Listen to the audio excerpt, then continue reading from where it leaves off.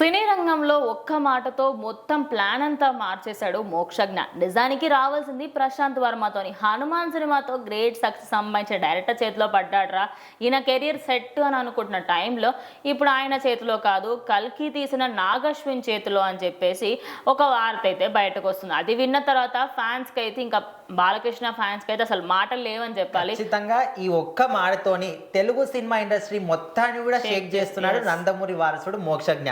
అయితే ఇక్కడ సీనియర్ ఎన్టీఆర్ గారి వారసత్వాన్ని నిలబెట్టుకుంటూ ఇప్పటి వరకు స్టిల్ ఇంకా సూపర్ హిట్ సినిమాలు చేస్తూ బాలకృష్ణ గారు ముందుకెళ్తూ ఉన్నారు. సో మరి ఆయన వారసత్వాన్ని నిలబెట్టే వ్యక్తి ఖచ్చితంగా మోక్షజ్ఞనే. అయితే ఈయన సినిమా రంగం ఎంట్రీ గురించి ఎప్పటి నుంచో కూడా ప్రేక్షకులందరూ కూడా వెయిట్ చేస్తున్నారు.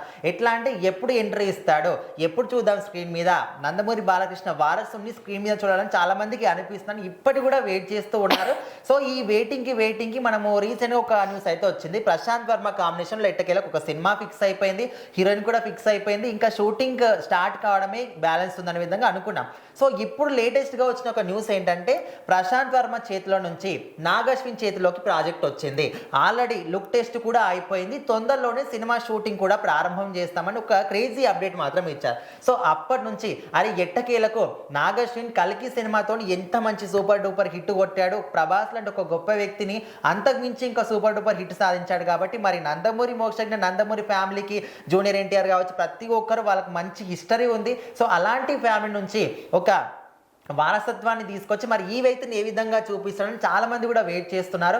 కల్కి సినిమాతోని ప్రపంచవ్యాప్తంగా పేరు పొందిన నాగశ్విన్, ఇటు ఒక నందమూరి ఫ్యామిలీ, వీళ్ళకు కూడా ఒక మంచి హిస్టరీ ఉంది. కాబట్టి మరి ఈ వ్యక్తిని ఏ విధంగా తీర్చిదిద్దుతాడు, ఈ కథను ఏ విధంగా రూపొందిస్తాడని ఇప్పటి నుంచే ఫ్యాన్స్ అందరూ కూడా వెయిట్ చేస్తున్నారు, ప్రతి ఒక్క ఇండస్ట్రీలో ఉన్న వ్యక్తి. ఎందుకంటే నందమూరి ఫ్యామిలీ అంటే ఇండస్ట్రీ మొత్తం కూడా ఒక అభిమానులాగా చూస్తారనమాట. ఇప్పుడు సపరేట్ ఒక హీరోకి ఫ్యాన్ అంటే అట్లా కాదు, నందమూరి ఫ్యామిలీ అంటే ప్రతి ఒక్కరు కూడా చూస్తూ ఉంటారు. సో ఆ విధంగా మొత్తానికైతే నందమూరి మోక్షజ్ఞ ఎంట్రీ మాత్రం నాగశ్విన్ చేతుల మీదుగా రాబోతుంది. సో మరి ఈ సినిమా మీద మీరేమి అనుకుంటున్నారు ఖచ్చితంగా కామెంట్ చేయండి.